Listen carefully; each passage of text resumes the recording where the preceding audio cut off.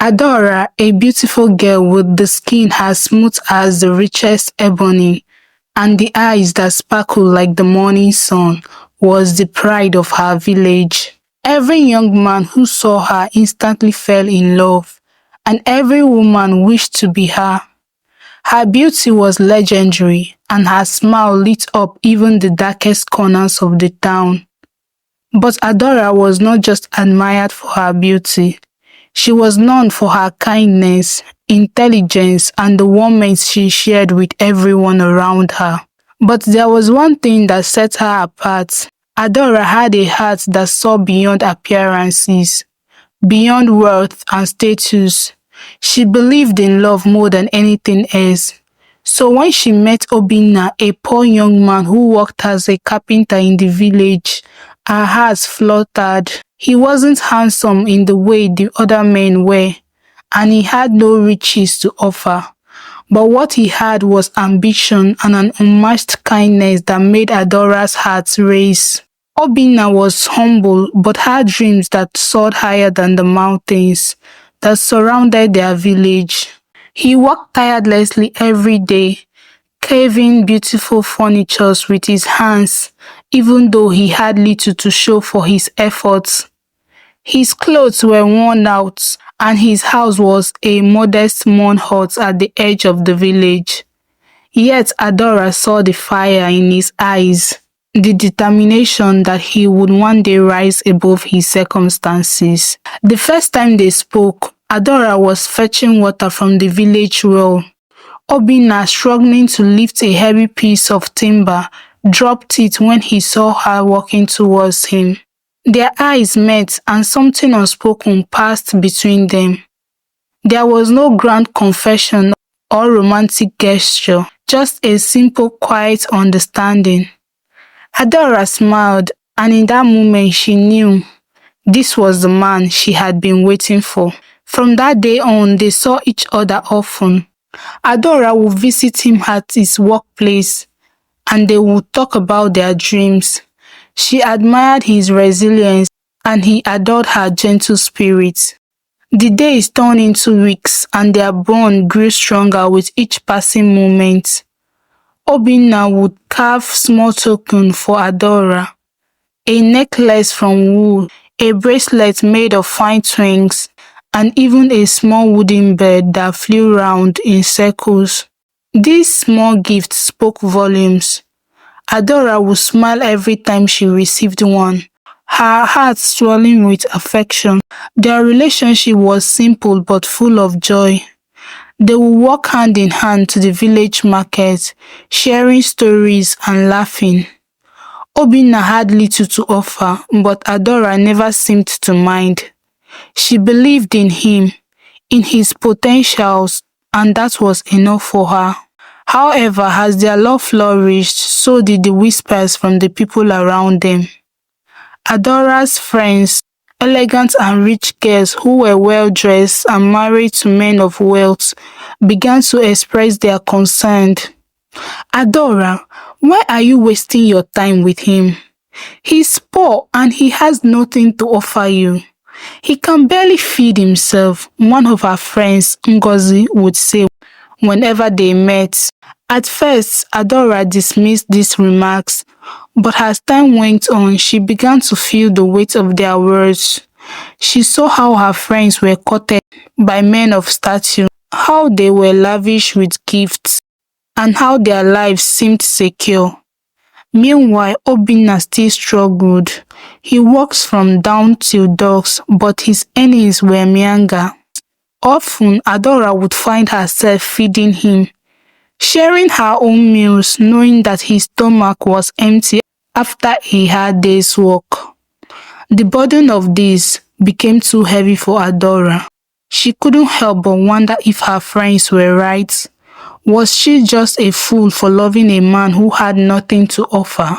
Yet, when she looked into Obinna's eyes, her heart told her that he was worth more than any riches could provide.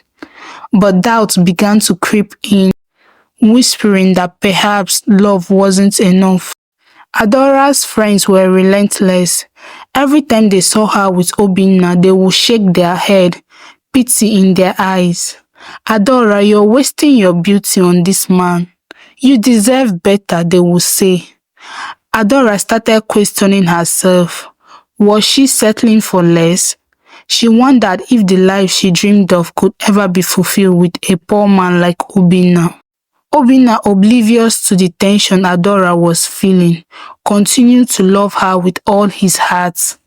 He poured everything he had into his work, hoping that one day he would offer her the life she deserved. But his efforts were slow. The village folk admired his craftsmanship, but they couldn't afford his creations. Obinna's dreams were bigger than his hands could build, and he could not keep up with the expectations of a girl like Adora. Adora found herself caught between her heart and the pressure from her friends. She began to notice the way they looked at her, with pity and scorn. She felt like she was being left behind while they moved forward, marrying men with wealth and status. Her own dreams of a family seemed farther and farther away, while she was still feeding her boyfriend, supporting him in every way she could. One day, after a conversation with her friends, Adora's heart broke.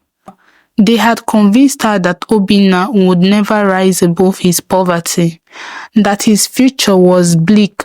You need to think about yourself, Adora, Ngozi said, her voice full of concern.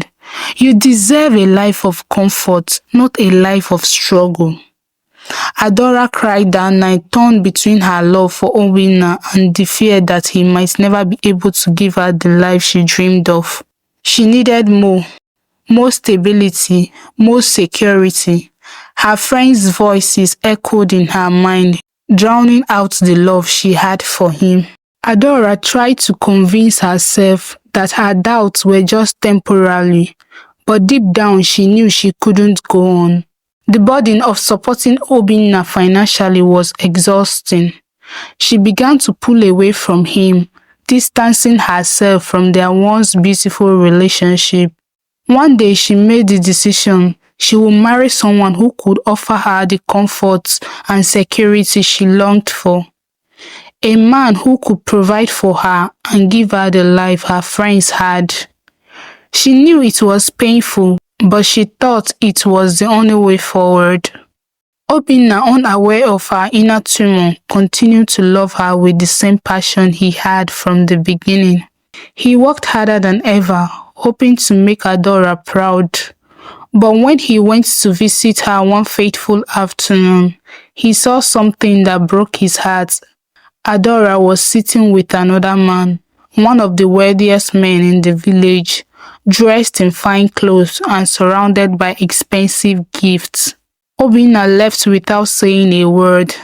His heart shattered, but his pride refused to show.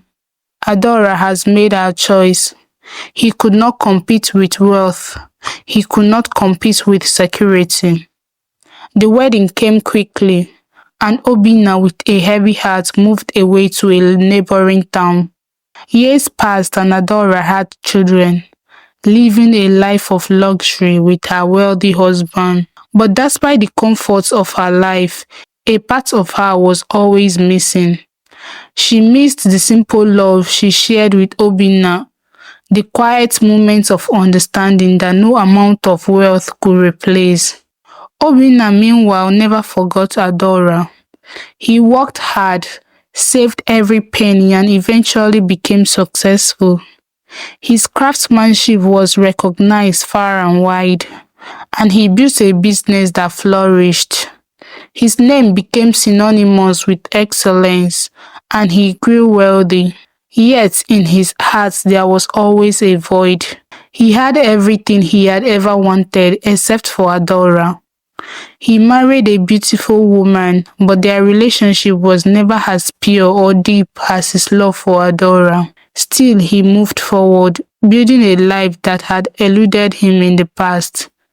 But in the quiet moments of the night, when he lay in his grand bed, it was Adora's face he saw. and her name, he whispered. Years passed and life has changed for both Adaora and Obinna, but fate had not forgotten them. One fateful day, their paths crossed once more. It was in the village market where they had first met, where their eyes met again. Time had passed, but the spark between them never died. Obinna, now a rich and successful man, walked through the market with a confident stride. But when he saw Adaora, his heart skipped a beat. She looked as beautiful as ever, but there was a sadness in her eyes, a longing that mirrored his own. Their eyes met, and for a moment the world around them disappeared. Adaora, feeling a familiar tug at her chest, approached him cautiously. Obinna, she said, her voice trembling with emotion. I never thought I'll see you again. Obinna smiled sadly, his heart heavy with regrets. I never stopped loving you, Adaora, even when I was poor, and even now. In that moment, the worlds they had built came crashing down. The years of separation, they all seemed insignificant in the face of the love they had never truly let go of. And so their love story began again, but this time it was far more complicated. Their hearts were still intertwined, but so were their commitments to others. Would they let love ruin the lives they had built? Or would they finally find a way to be together? The reunion of Adaora and Obinna was not without complications. They had both moved on in their lives, but the chemistry between them was undeniable. Their secret meetings began slowly, a stolen glance here, a quiet conversation there, and before long they were spending more time together than either of them had anticipated. Each time they met, the pull of their past love became stronger. Adaora felt guilty, torn between the man she had married and the man she had once loved so deeply. Obinna too struggled with his conscience. He had a wife and children, and yet in his heart he could not let go of Adaora. Their relationship, once innocent and pure, had become a dangerous game. They began to cheat, meeting in secret, stealing moments of passion that they had once shared. Each stolen kiss, each whispered confession brought them closer to the inevitable truth. They were still in love with each other. But with every secret meeting, the guilt grew. Adaora knew that their love could not remain hidden forever. Eventually, their affair would be discovered and everything they had worked for would come crashing down. As Adaora and Obinna's secret meetings continued, the inevitable happened. One day, Adora's husband grew suspicious. He noticed her distant demeanor, the way she always seemed to have a secret smile on her face when she came home. He hired a private investigator to follow her, and it wasn't long before the truth was revealed. The investigator followed Adaora to one of her secret meetings with Obinna. He took photographs of them together, laughing, holding hands, and even sharing a kiss. When Adora's husband confronted her, she was stunned. The guilt hit her like a tidal wave. How could you do this to me, Adaora? Her husband demanded. How could you betray our family? Adaora felt trapped, torn between the life she had built and the love she had never fully let go of. Obinna too faced the wrath of his wife when the truth came to light. Their world began to crumble around them. The guilt, the shame, and the consequences of their actions became too much to bear.